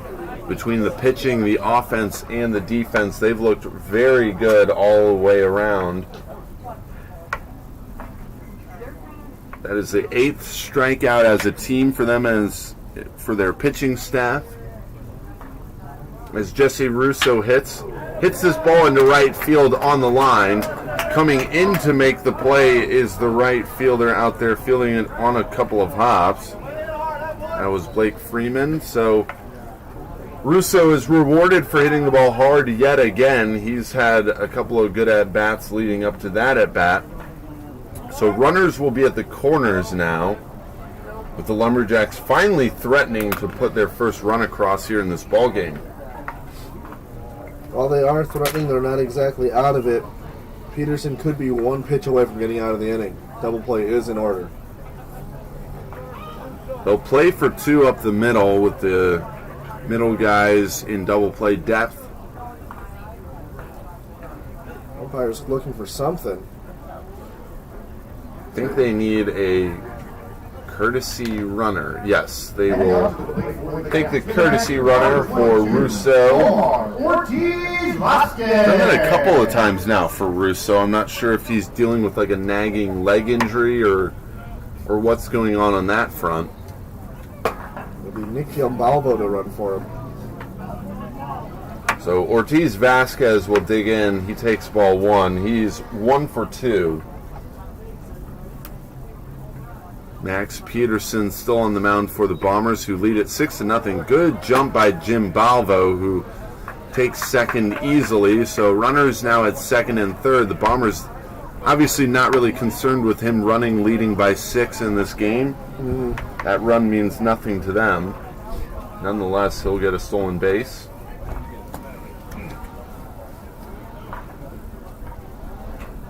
Pitch on the way is outside for a ball. The most we've seen Peterson struggle thus far. He's got 4 hits, 3 strikeouts, and 2 walks, and no runs. Although, as you said, the Jacks are threatening with runners on second and third. 3 balls, no strikes. Trying to come back as he finds the strike zone here. 3-1 will be the count to Ortiz Vasquez.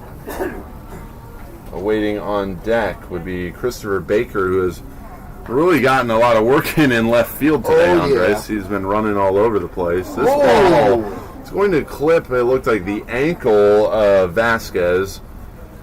Tried to matrix his way out of the way, but he couldn't do so. He's clipped there, and he'll be aboard. The bases will be juiced for Baker. That's got to be tough because Vasquez is also a catcher, so you're not expecting to get nailed while you're at the plate. Maybe while you're batting, but that's a tough one for him. Yeah, he's like, man, can I not catch a break out here, man?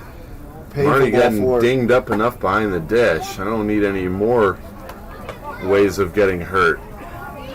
That's again, painful ball 4 right there.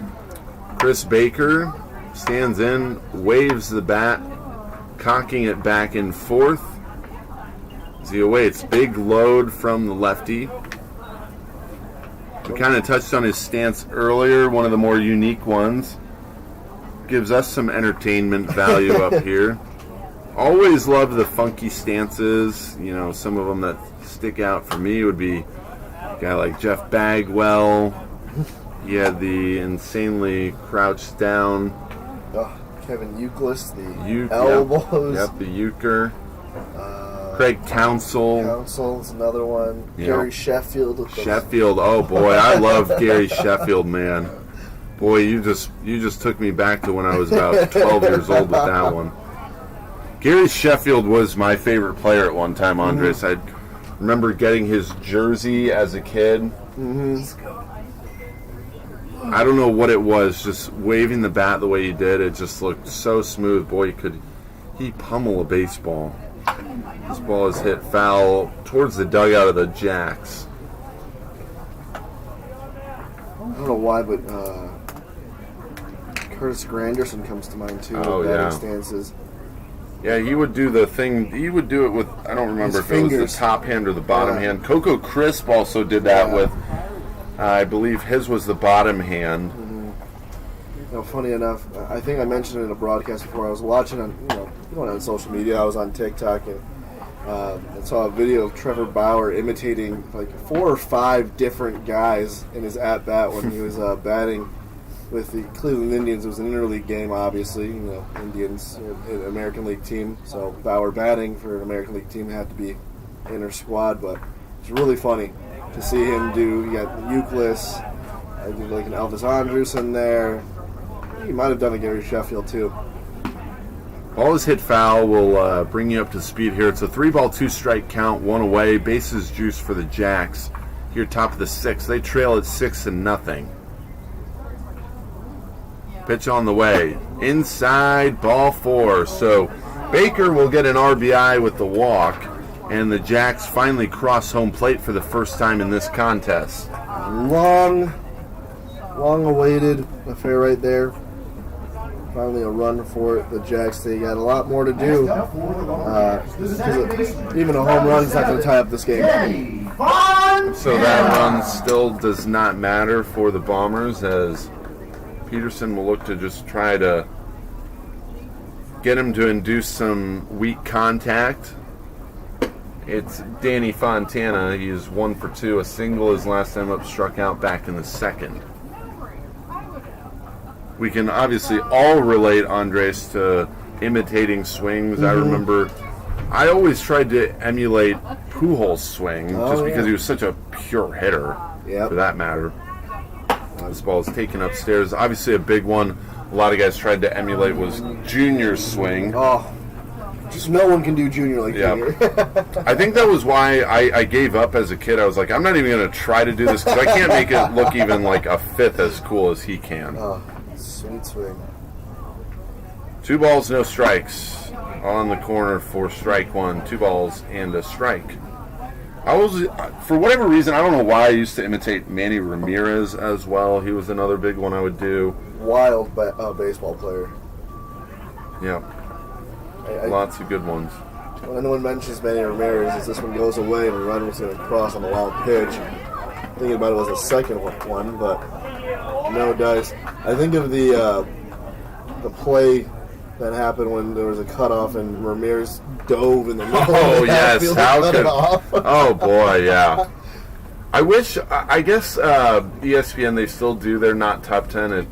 You got to, like, catch them on the right day. I think they, only do it on Fridays now or whatever they do. Mm-hmm. But, yes, I remember when they had the streak of, they used to roll over the one from the week before, and I don't remember if it was like a fan vote or however they did it, as Fontana takes a walk, load the bases back up. But I'm not sure exactly how they do it, but I remember that one had like a consecutive weeks of going Manny Ramirez just out of nowhere, cutting the ball off from Johnny Damon in like left center field. I'll never forget that one. The Bombers are going to make a pitching change here. Score is 6-2 as they go to the pen. Bases are loaded for the Lumberjacks, who trail it by 4 runs. So they're making things interesting.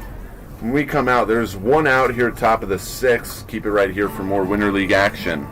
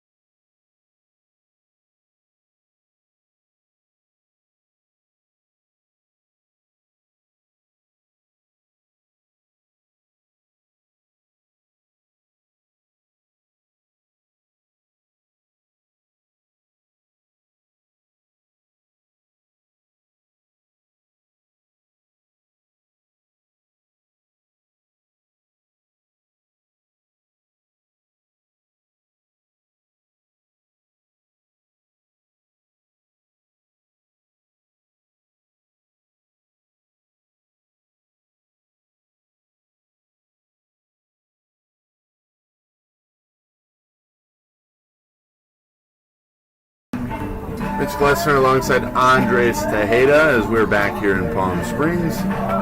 The Lumberjacks, Andres, are making this interesting. They now bring the tying run to the plate in Jeremy McKenzie.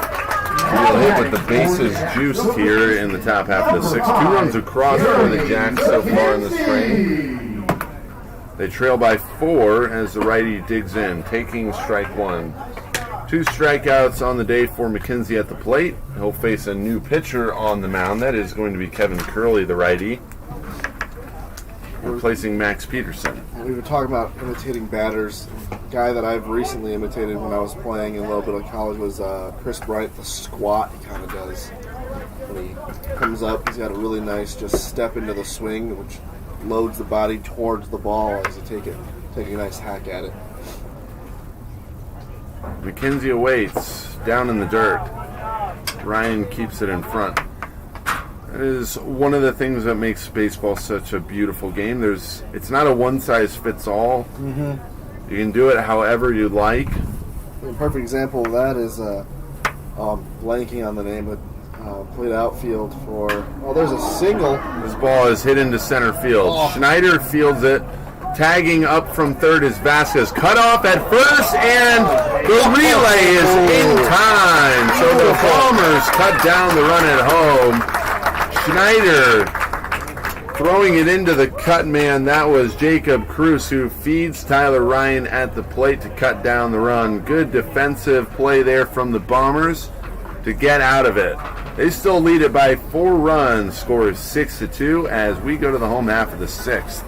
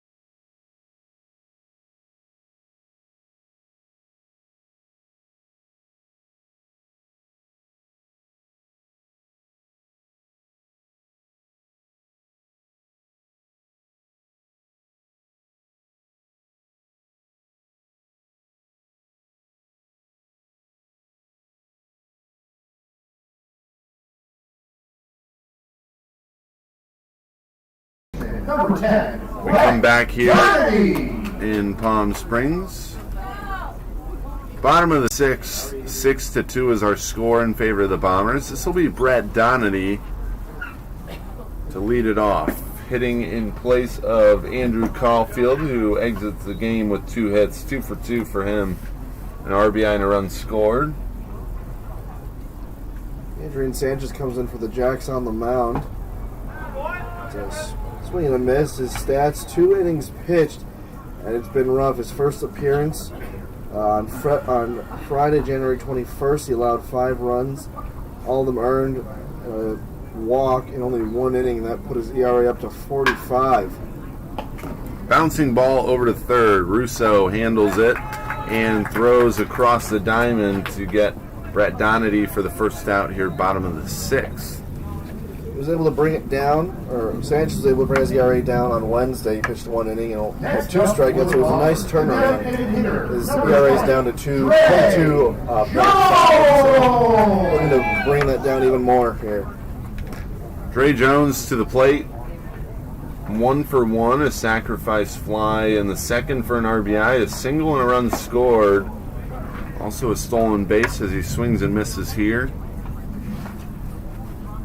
We're having some fun there, Andres, talking about not top 10 with Manny Ramirez. Yes. And I was trying to figure out, I was like, I know SportsCenter for a while they did their reigning champ, and that reigning champ, how could we all forget it was the butt fumble from Mark Sanchez. This ball on the ground, diving, stopped by Kadrian Russ, but not enough time to get Dre Jones, who was flying down the line. A base hit for him on the infield hit. He had a nice dive on it and even threw it from his knees, but Jacob McKenzie at first knew that it wasn't going to be on time, came off of the base just to block the throw. And, Andres, we're not expecting perfect defense. We know that. That's too much to ask for. But this has probably been the best defensive game on both fronts for both teams that we've seen so far. Both teams making really good plays. I think the only inning that was a little sloppy, maybe the top of this inning, but finished with a great, or apologies, not the top of this inning, but the bottom of the fourth, the top of this inning, ended with a great double play. If you weren't with us and just joining us, a double play is McKenzie. I thought he had his first hit. I was really excited for him, but flew out to center field, cut off to Kreutz at first, and fired at home, and great tag behind the plate by Tyler Ryan for the double play. Runner starts here, throw down to second on a tough hop. Almost got Dre Jones trying to steal. Was Omar Ortiz Vasquez, but instead it's a stolen base for Jones. He is now in scoring position. I thought he got him. That was a beautiful one bounce tag, and Kadrian Russ brought it down quickly, but the second base umpire saw Jones make the tag to second before he got tagged by Kadrian Russ. So another good defensive stop by Russ to keep it on the infield and prevent Jones from moving up to third. This ball is lined right at Russ. He fields it on the short hop and looks Jones back to second. He almost thought about throwing behind him. Instead, he takes the easy route to first. So O'Neill is out on the ground out for the second out. I was Russ, seeing that Jones was caught up. You throw it back, get the tag down, get the lead runner out, and have the runner at first. And that's a little bit more of an advanced plan, as you said. That we're not expecting perfect defense here, but great idea for Russ to let it drop and play it on a hop and get Jones a little mixed up there. This is Yusei Teroka. He is 1 for 3. Takes a strike here. Count is no balls and 2 strikes. Bombers looking to maybe add an insurance run here. They lead it by 4, 6-2 is the score. Jones the lead at second as Teroka waits. Hits this ball into center. Should be playable for Ruiz, moving to his right. Fields it with one hand, and that'll do it for the Bombers here in the bottom half of the 6th. They still lead it, though, 6-2 as we go to the 7th. Last chance for the Lumberjacks, trying to make some noise here in the California Winter League.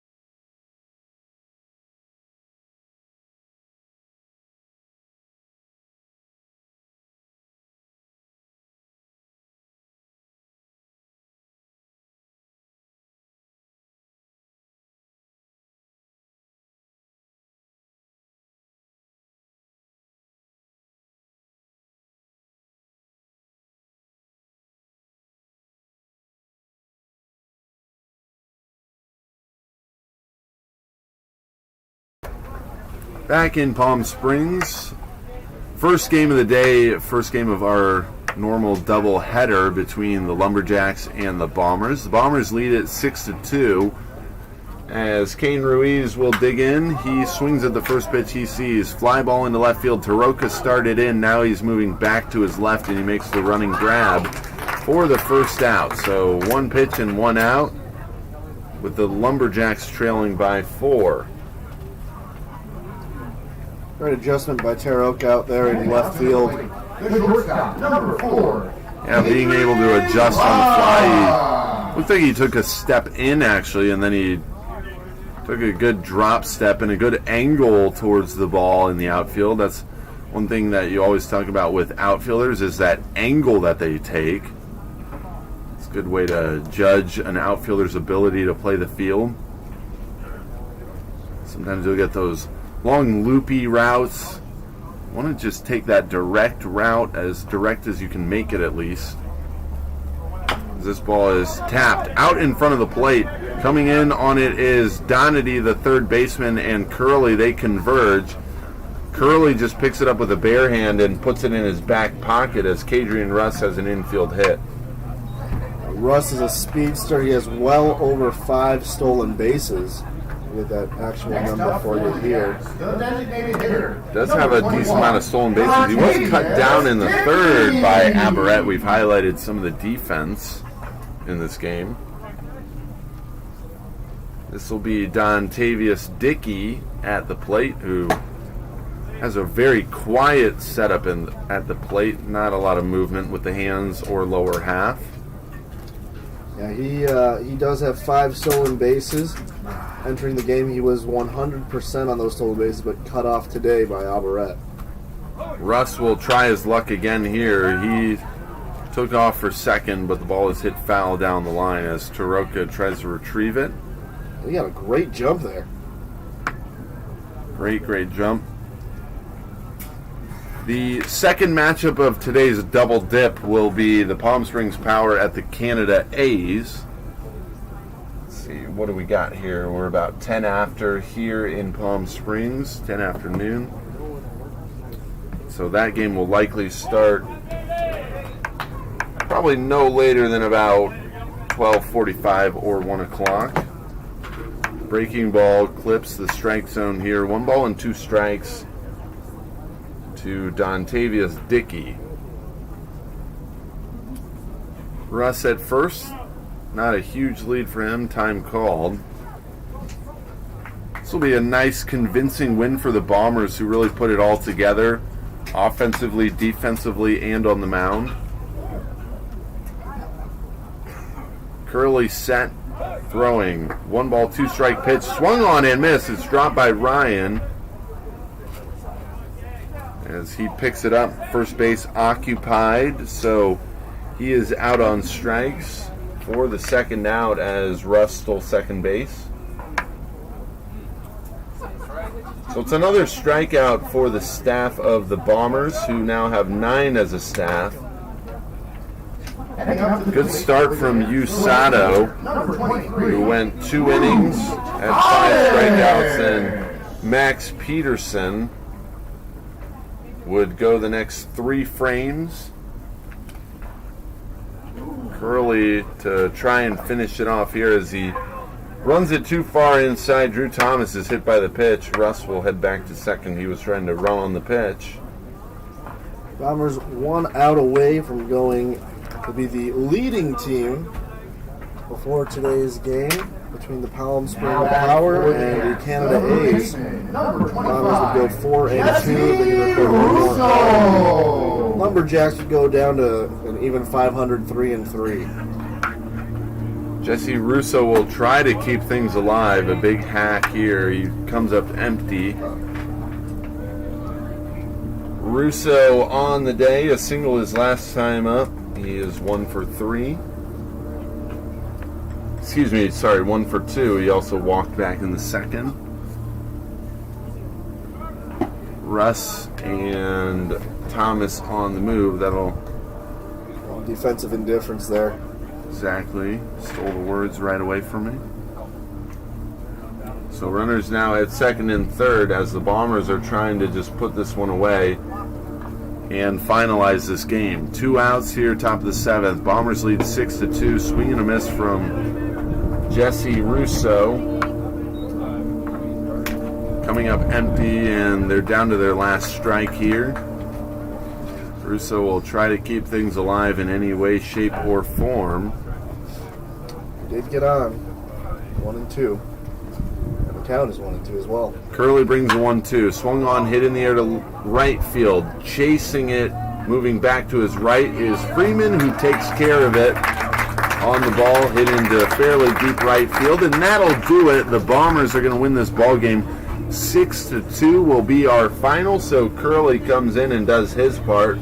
The third pitcher of the game for the Bombers.